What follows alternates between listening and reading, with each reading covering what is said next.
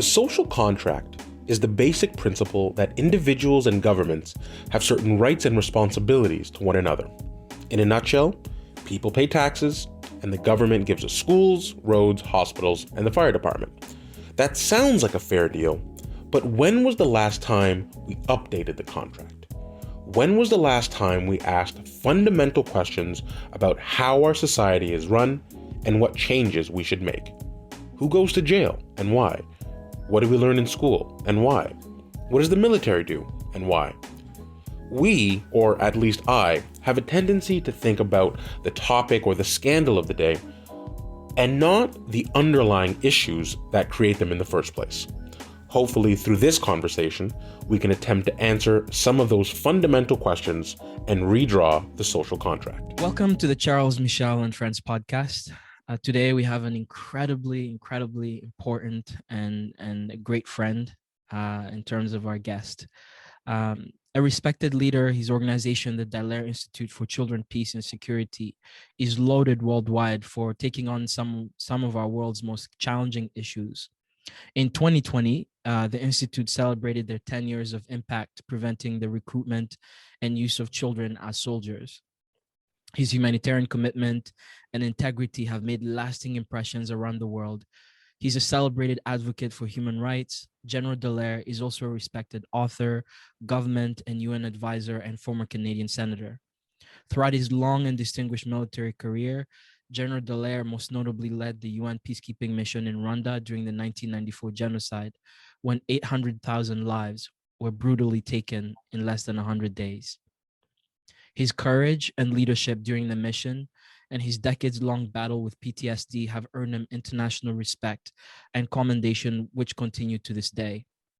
General Dallaire is an outspoken advocate for human rights, bringing attention to situations too often ignored, whether the atrocities of genocide, the struggle of veterans with mental health injuries, or the recruitment of and use of child soldiers. He's a great mentor, a great friend, and I am honored to have him on our podcast. General, welcome. I'm glad you used the short version. I know, because I speak myself, and I know when they use the long ones, I'm like, okay, no, let's cut it short. So I usually send the short ones. It never ends. I'm going to need two tombstones the way people. Right. In parenthesis, one of two, and then you have to flip to the next one. That's right. Go to the backside for the other side of the screen. Wonderful. Definitely. All right, Charles. Go ahead. All right. Thank you very much for your time. And as we were alluding to, in many of your public statements, you've talked about the need for a more modern soldier, where diplomatic skills, social skills, technical skills go into the toolkit of the soldier in addition to typical and traditional combat roles. So my question to you is, in the last, let's say, decade, would you say that the Canadian Forces or any military has made significant enough investments in their armed forces to ensure that language skills, conflict resolution skills, training, that sort of thing is part of their repertoire in addition to just the traditional combat soldier? That's an outstanding question, because there's a nuance to it, though, is whether they invested enough. I'm using that not really as a resource, but actually as a will, a desire to put that priority.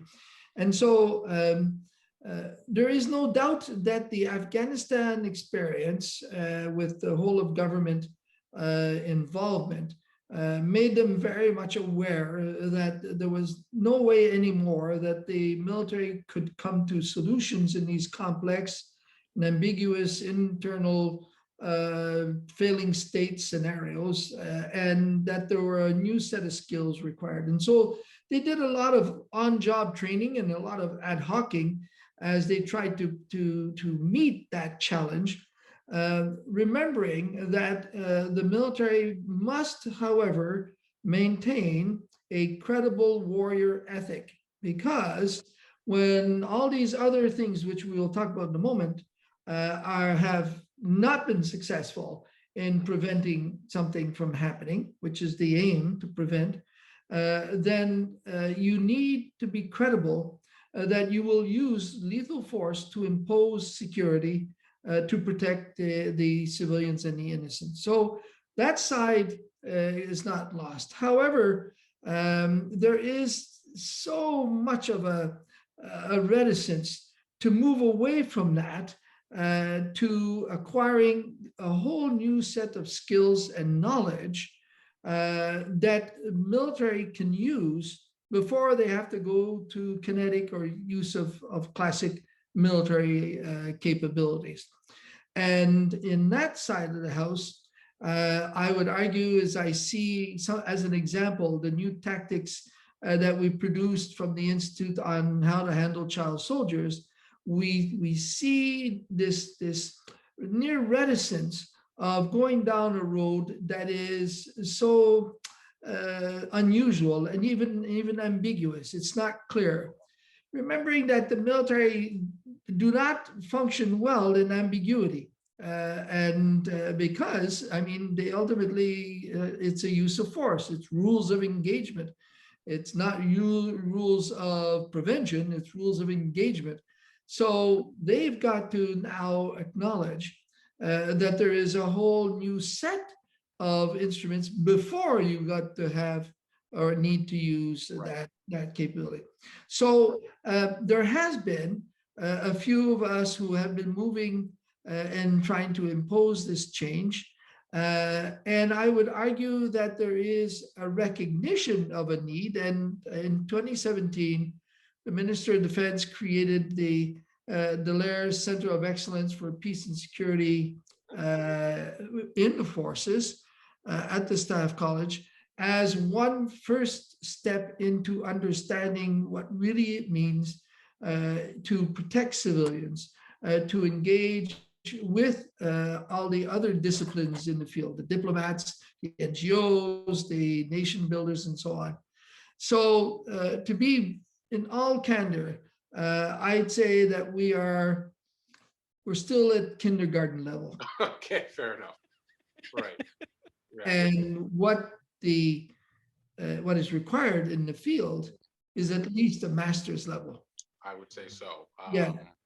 You know, I just in hearing you speak, correct me if I'm wrong, but I would imagine the most basic skill that is required, you know, in a combat scenario is language skills, just the ability to speak to the people in that country. And so I guess I'm wondering, does the Canadian Forces have a language school? You know, how many Pashto, Arabic, Hindi, you know, Urdu speakers do we have in the Canadian Armed Forces? You know what I mean? And I suspect it might be not too high. Well, no, you guys have been doing some studying. Let's go right to the social norms of our country. How many schools in the southern part of the country, in the developed part of the country, how many of those schools or school boards actually demand that the children learn at least one First Nation language or Inuit language? There are over 600 of them languages. Not one, okay? Right. Not one. So we don't even know how to talk to our own indigenous people. Right. So then in 1968, a law came in on bilingualism that finally forced the public service and imposed it more and more that the English and French were equal in the federal service. So that meant that the officer corps had to learn English and French. And I'm the first class to graduate out of the military college in '69 with that new law. And we, the young brand new officers, said that soldiers will never die anymore in the language of the officers, which was always English. And I'm French Canadian. Father served 28 years in the army and so on. So it's now 50 years down the road. And even those skills that make them proficient, because you got to learn more than just the language. You got to acquire the sense of culture that's behind that language. When you get that, then you understand the nuances of the words.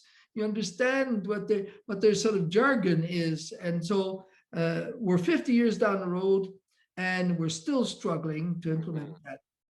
Now, in regards to other languages, as the whole concept of getting not Eurocentric war like we did with the Cold War, but in fact being involved in a number of conflicts around the world and the need to acquire new skills, language came up, and there were some efforts done to learn the language. But in 1999, I was given the mandate to lead the team to write the reform of the Canadian Officer Corps, because we got to start with the Officer Corps.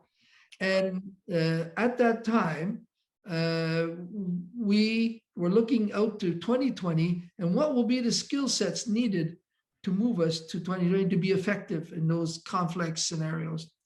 And we said that the minimum in this country is that we had to learn English and French and be proficient in the other's culture. Yes. That's the first thing, which we're still struggling with. But then we said, if you achieve a certain level of proficiency, then you don't sit back and say, well, I've passed that. Then you must learn a third language. And if you master that one, then you must learn a fourth language. It was in the concept that they would continue to learn languages throughout the Officer Corps. And we have the schools that could do it. It's just the priority of effort. And what happened is I went on sick leave in 2000, and the draft reform was watered down, and ultimately that requirement of learning more than 2 languages was dropped. And it's only by, if you're posted as a military attaché, will you get actual language for the area.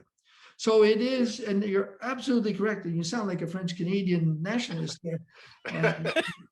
Language is the gateway into the culture and ultimately establishing that communion with another society. And so you don't crack that one, you're not going to achieve the ultimate aim.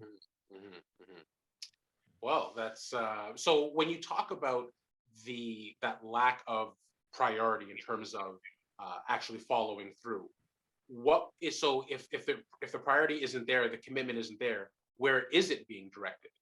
Would you say that, you mentioned about being Eurocentric and still focused in a Cold War mentality?